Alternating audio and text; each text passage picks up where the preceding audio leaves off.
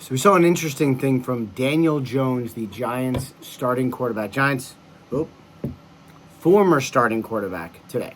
So what we got was essentially a goodbye note from Daniel Jones. Now, I think obviously we've known he's not going to be the starting quarterback for the Giants anymore. Tommy DeVito going to be the starter.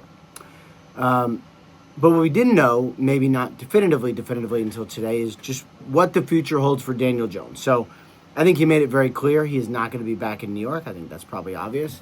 I think we also know that he's not going to be in as the starter on any level for the Giants. He also acknowledged, by the way, for the first time that the Giants and his agents discussed potentially altering the injury guarantee to make him more playable. None of that happened. He wanted to play, could not reach an agreement, didn't happen.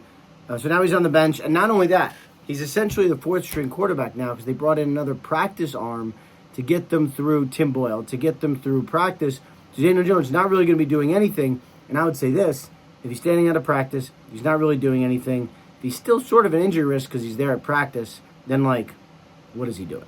I think that's one thing for the Giants to decide now is, what do you do? Do you have him just show up? Do you not? Do you release him?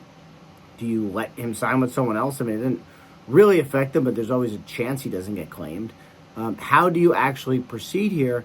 That's something the Giants need to decide going forward, but I think it's very clear we've seen the last of Daniel Jones actually playing football in a Giants uniform. And by the way, I thought his goodbye was pretty classy today.